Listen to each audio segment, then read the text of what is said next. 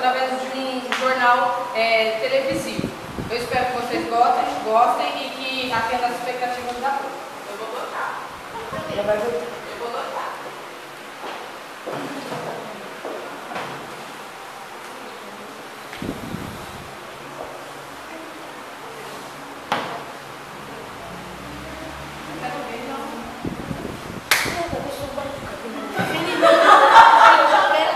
Gente, tá no ar, ó. Tá filmando, tá no ar, tá no ar. Bom dia, bom dia. Bom dia, maio do ano 321 e está começando mais um Jornal Filosofal.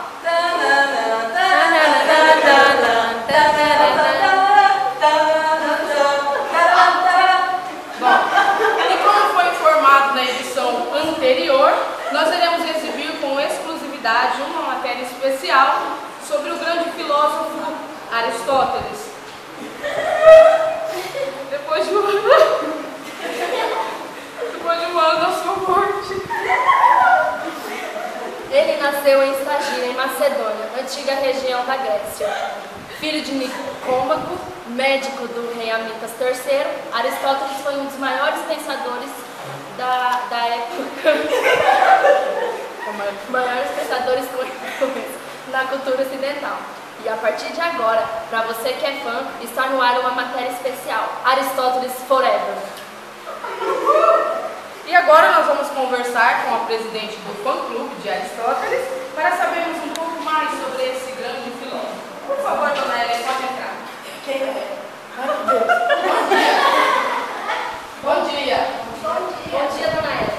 A senhora poderia contar um pouco para nós mais a história desse filósofo que ficou conhecido no mundo todo? Bom dia. Primeiramente, eu gostaria de agradecer por essa oportunidade, estar podendo falar do meu grande ídolo, Aristóteles. Ari, como eu gostava de chamá-lo, aos 17 anos, quando ele ainda era um gatinho, bonitão, né? Ele decidiu viver em Atenas e, chegando lá, conheceu Platão e decidiu ser o seu discípulo. E ali ele ficou por 20 anos, até a morte de Platão. Logo depois da morte de Platão, ele decidiu deixar a academia. E Platão havia deixado a academia na direção de Espelso. E ele saiu já muito humilhado, muito chateado, porque ele queria que a direção da academia tivesse ficado para ele.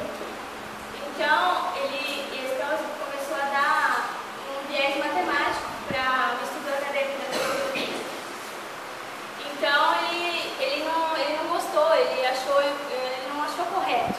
Então, foi aí que ele deixou a cidade de Atenas. Bom dia, dona Helen. Obrigada pela sua participação. Tenha um bom dia. E agora, nos comentários da jornalista Sabrina, a vida de Aristóteles após ele ter saído da academia de Platão. Aqui. Bom dia, Sabrina. Bom dia. Pode ficar à vontade.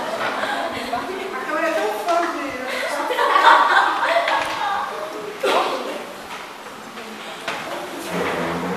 Tudo é novo. Depois que ele saiu da academia Platão, ele vivia em uma cidade, deixa eu ver aqui, Assos, uma cidade, isso, para uma escola, para dirigir uma escola, junto com Erasto e Orígenes. Aí depois que ele saiu de lá, ele foi para uma outra escola em Mitilene. E teve a ajuda de Teofrosto, não sei se faz nome não. Ele teve a ajuda desse homem aí para ajudar ele na escola. E lá ele casou, teve sua mulher chamava Pitia, e teve 2 filhos. A filha dele chamava Pitia também, e o filho dele com o nome do pai dele, Nicodemo. Aí depois ele foi chamado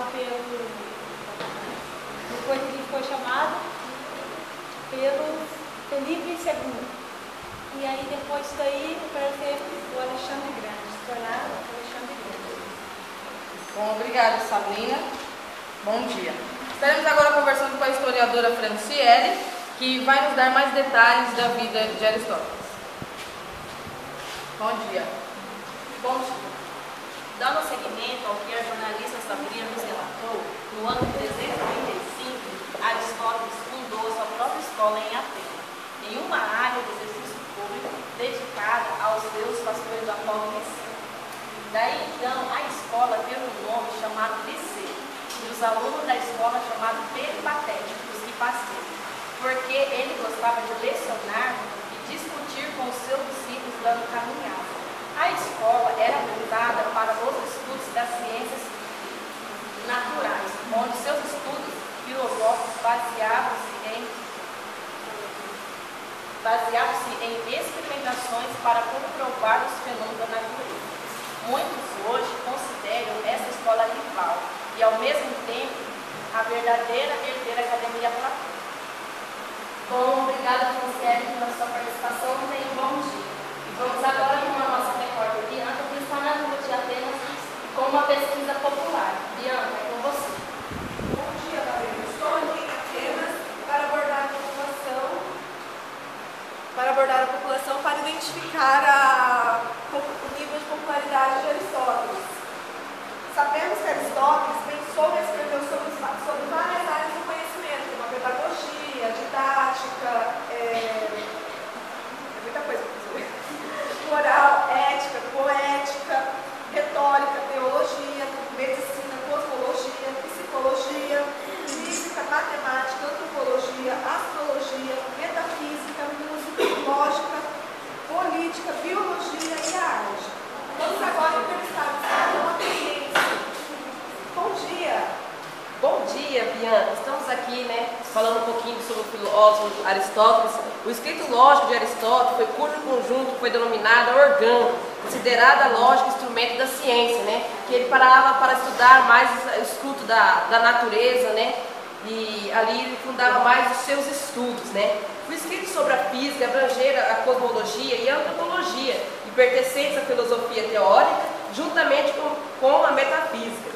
O escrito metafísica abrangeram a ser imóvel e incorpóreo, princípio dos movimentos, e eles eram formados do mundo, bem como o mundo mutável e material, mas os seus aspectos universais era necessário, Então ele se era aquela parede, era branca ali, tinha que ser, Então ele estudava mais o que está ao nosso redor, E os escritos morais políticos, Bianca, onde Aristóteles relatava que a política é essencialmente unida moral, porque a fim do último estado, e é a virtude, isto é a formação moral dos cidadãos, conjunto os meios necessários para isso, Então quando ele dizia, que estava no último ali, ali as grandes virtudes ali que Aristóteles estudava, E os escritos retóricos, como um dos elementos-chave da filosofia e com a relação poética, ele dá a poética como imitação e apresentação da estrutura da poesia de acordo com as suas diferentes espécies. Bom dia. Bom, Gabriela, tivemos uma grande aula aqui, Bianca para o Jornal Filosofal, Gabriela com você. Bom dia. Vamos agora ao vivo com a repórter Gisele, que está na Macedônia também com uma entrevista popular, mas agora para sabermos um pouco mais sobre o que o Aristóteles falava sobre a educação. Bom dia, Gisele, é com você. Bom dia, Gabriela. Estou na Macedônia para falar um pouco mais sobre os pensamentos de Aristóteles com relação à educação. Para ele, a educação entra como aquela capaz de desenvolver as condições necessárias para a segurança do regime e para a saúde do Estado.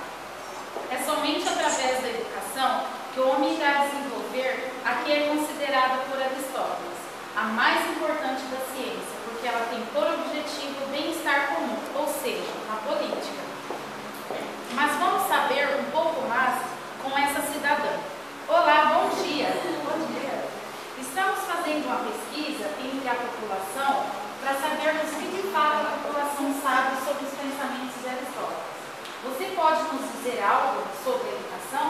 Bom, sabemos que Aristóteles considerava a família como o núcleo inicial das organizações e das cidades, e a primeira instância da educação. No entanto, ele atribuía aos governantes e aos legisladores o dever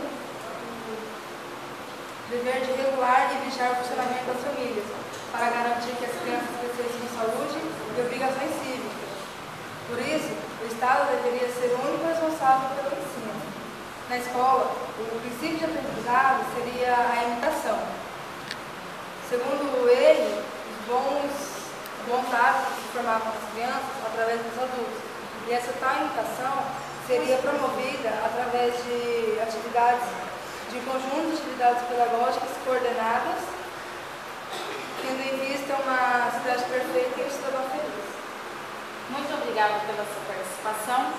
Diretamente do Jornal Filosofal Gisele, é com você em Boa. Encerramos agora com um pequeno documentário da jornalista Rede.